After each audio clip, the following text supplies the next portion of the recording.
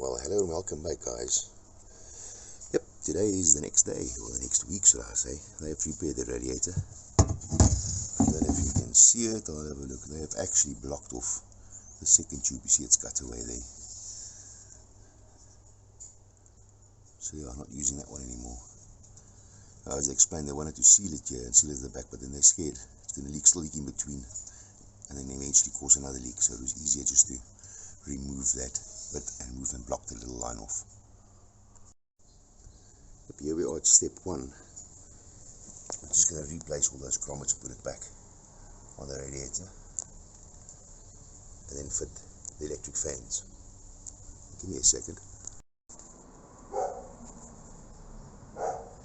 Yeah, so now with all the clips back installed, got the electric fan back on, did the bolt up there, those two grommets in place,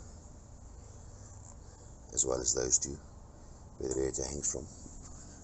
It's time to hang the radiator and plug in this breather line and these two plugs that go into the fan. Well, that's the next step completed.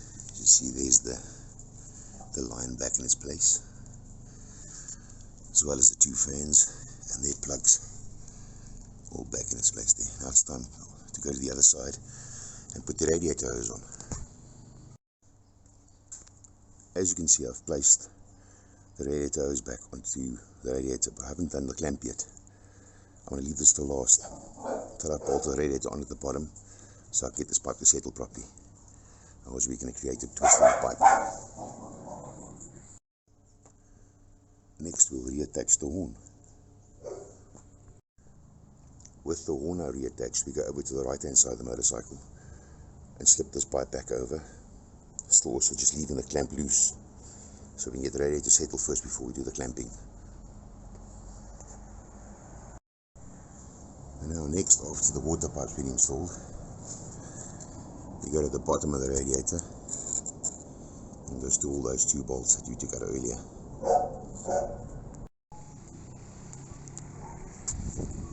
I just want to show you guys a little mistake that I made. Now that I have all the lines on and the brackets on and the radiator sort of in position, I just wanted to see the fit of this radiator cap, and then realized I've got the routing all wrong. So I just undo the little bolts at the bottom again, move the radiator slightly so I can get this routing right. So remember guys, if you do this, check the routing of this pipe first, otherwise you're going to end up like me.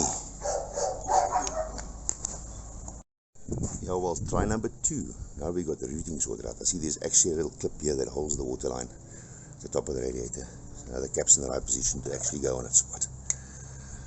Yeah, take 2, put everything back together. I only had to remove the bottom 2 screws to get that right and slip the radiator off the grommet this end. But remember that guys, I forgot. Well, next on the list is to tighten up the other part of the radiator, both sides, and then put the throttle position sensor and the whole body mechanism back together. A couple of screws there we took out just to make the radiator removal easier. One there and the one we loosened up top, and that's that. Now that the radiator is in position, we can now work on these clamps. Set the pipes we want them to be and then tighten the clamps up on both sides.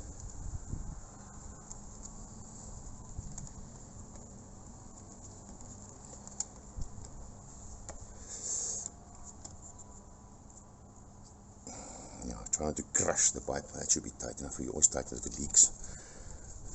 I'm going to tear the pipes to pieces, just clamp lightly and then check for leaks afterwards. And there's the other side. If I can get the socket to go on. There we go.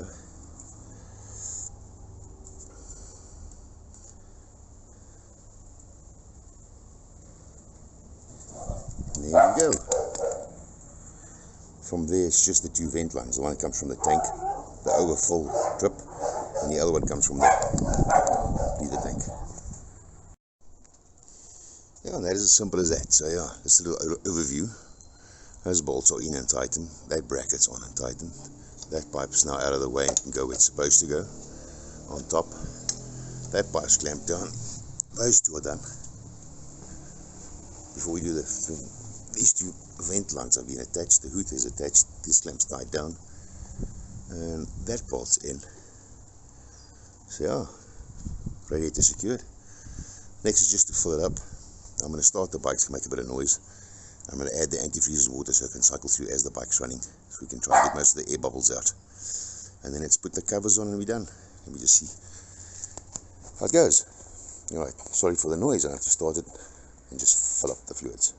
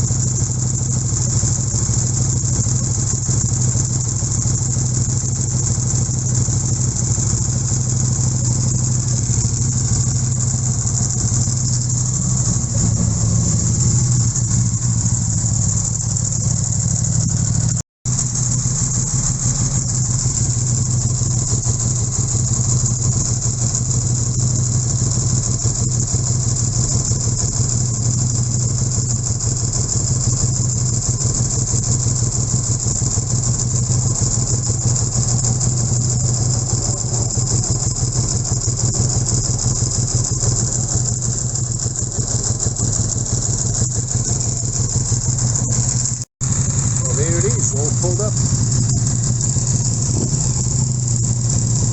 Just have to work the air out of the system. We'll see how it disappears.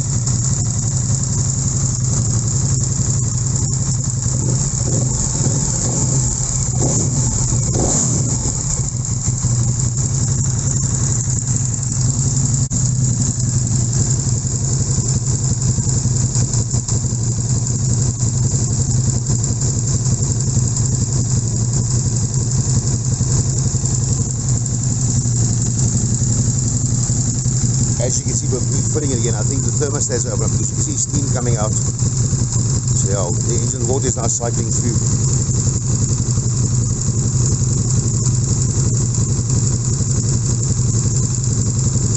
So she'll take water and then she'll take some more.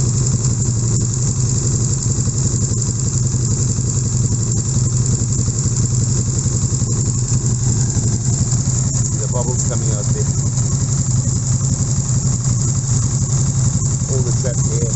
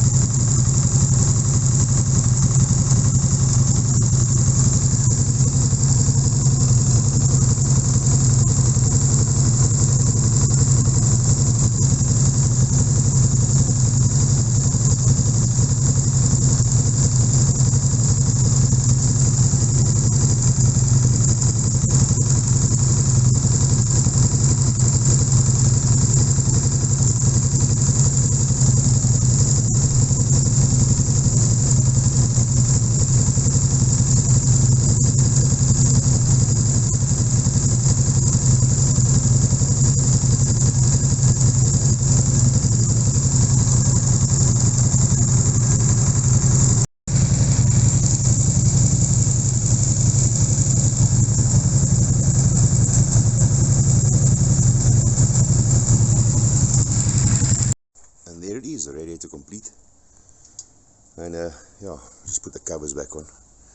I've closed the water system up, and then from there on, guys, just check the water because there's still be some air trapped. Just by at this little tank over here, look at your level, otherwise just pop it out.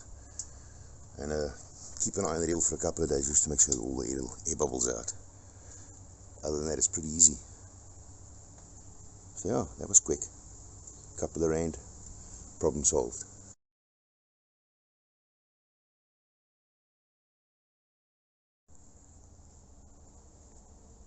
Well, there she is with all her covers on, fluid stopped up. I think I'm just going to take it for a spin quickly, work out some more of those air bubbles. And since she got some fluids, I think it's time for me to go stop and take in some fluids too. See you guys later.